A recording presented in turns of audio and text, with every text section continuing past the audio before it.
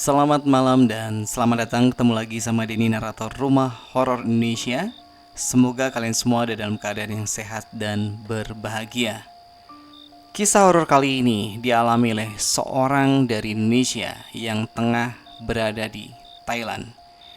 Inilah dia tarian terakhir di Suvarna Bumi. Namaku Aditya dan sampai hari ini aku masih bertanya-tanya, apakah semua yang kualami malam itu benar-benar terjadi, atau cuma mimpi buruk yang terasa terlalu nyata. Yang jelas, sejak kejadian itu, aku tak lagi memandang dunia dengan cara yang sama. Aku datang ke Bangkok untuk pelatihan kerja selama seminggu. Perusahaan menempatkanku di sebuah hotel kecil, bangunan tua 3 lantai, kira-kira 15 menit dari Bandara Suvarna Bumi. Lingkungan sekitarnya sepi, banyak kios tradisional dan rumah kecil yang sudah tutup setelah jam 9. Malam itu malam kedua. Sekitar jam 11 aku turun ke lobi untuk membeli air. Pelatihan seharian membuat kepala berat dan tenggorokan kering. Lobi hotel gelap, hanya satu lampu kuning di sudut ruangan yang menyala redup. Saat keluar, di sebelah pintu utara ada kios kayu tua. Tirai logamnya tertutup setengah, tapi dari dalam tercium aroma melati dan dupa kayu manis, seperti altar kecil. Di tengah cahaya kuning, terlihat foto seorang perempuan mengenakan kostum penari tradisional Thailand. Muda, cantik, senyum lembut yang menenangkan. Entah mengapa, ada rasa hormat yang muncul begitu saja. Tanpa sadar, aku menunduk dan memberikan salam wai. Tangan menangkup di dada. Angin lembut berhembus pelan ke arah wajahku. Meskipun udara malam itu sebelumnya benar-benar diam, seolah seseorang membalas salamku. Aku mengabaikannya, membeli minuman lalu kembali ke kamar. Sekitar jam 2 dini hari, aku terbangun.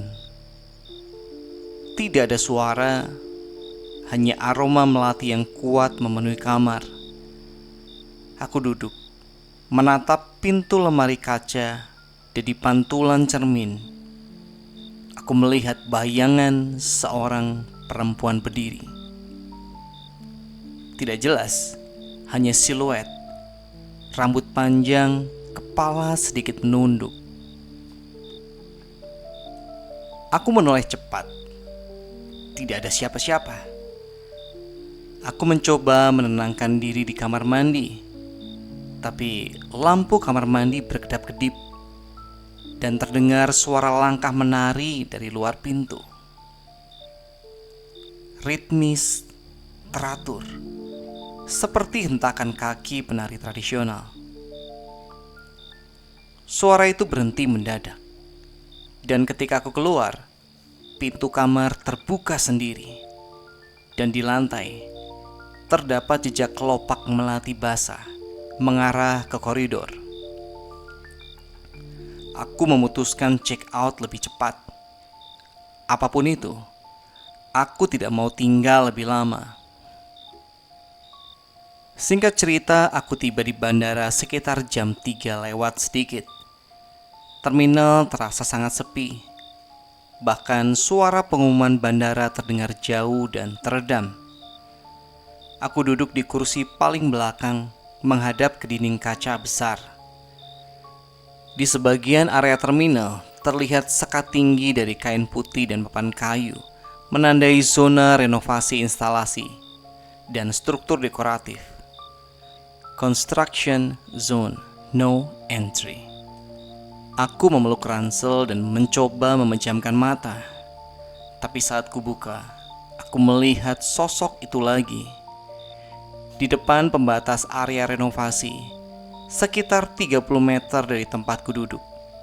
Berdiri seorang perempuan mengenakan kostum penari tradisional Thailand.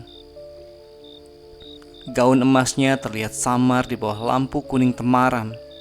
Ia berdiri tegak, kepala menunduk. Aku mengedip. Ia masih ada. Aku berdiri perlahan, mencoba memastikan apakah ini kostum pertunjukan atau manekin. Tapi saat aku bergerak satu langkah, dia mengangkat kepala dan menatap langsung ke arahku. Wajahnya pucat, matanya gelap, kosong, tanpa cahaya manusia. Lampu terminal berkedip bersamaan, lalu padam. Gelap total. Dalam gelap itu terdengar lagi suara menari, lebih dekat, lebih cepat, seperti mendekat dalam hitungan detik. Dadaku terasa membeku. Aku mundur, jatuh berlutut, tubuh gemetar tanpa kontrol. Lampu akhirnya menyala kembali, dan sosok itu sudah tepat di depan pembatas area renovasi, hanya beberapa langkah dariku. Matanya menatapku tanpa berkedip. Aku ingin lari, tapi tanganku ditarik keras dari belakang. Bukan menyakitkan, tapi kuat seperti memperingatkan. Dan pada detik itu, sebuah rangka besi besar dari instalasi lampu di area renovasi jatuh menghantam lantai dengan suara menggelegar. Debu pun berterbangan, pecahan lampu berterbangan. Pekerja berteriak dari dalam pembatas proyek. Jika aku masih berdiri di posisi sebelumnya, tepat di depan garis pembatas, aku mungkin tidak akan selamat. Aku menoleh ke belakang. Tidak ada siapapun yang memegang tanganku. Hanya satu kelopak melati jatuh perlahan ke lantai. Beberapa jam kemudian, setelah penerbanganku mendarat dan kepalaku sedikit lebih jernih, seorang staf hotel yang mengantarku keluar sebelumnya mengirim pesan dan menjelaskan sesuatu. Beberapa tahun lalu di area yang sekarang direnovasi, ada pertunjukan tari tradisional untuk peresmian terminal baru. Panggung runtuh karena kegagalan konstruksi. Seorang penari muda meninggal di tempat. Itu perempuan yang fotonya kulihat malam itu di altar kecil. Orang sekitar masih menghormatinya dengan dupa dan melati karena katanya, jiwa orang yang meninggal saat menari akan terus menari hingga ia tenang. Aku hanya terdiam. Dan aku ingat malam sebelumnya, di altar kecil itu, aku menunduk memberi salam dengan sepenuh hati. Mungkin itu cukup baginya untuk membalas. Sejak hari itu, setiap kali aku mencium aroma melati, ada rasa hangat yang sulit dijelaskan. Bukan takut, tapi seperti diingatkan bahwa kadang yang menolong kita adalah seseorang yang sudah tidak berada lagi di dunia ini.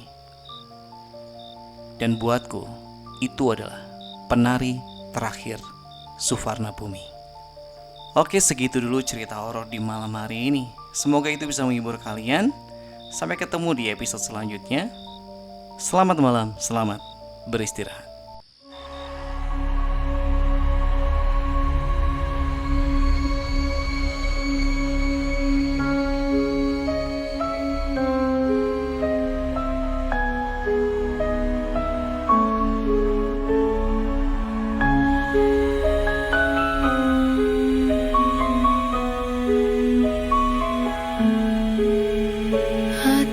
Bisik di tengah malam, cerita tentang gelapnya dunia, tangis sunyi, langkah menggema, misteri gelap di balik jendela.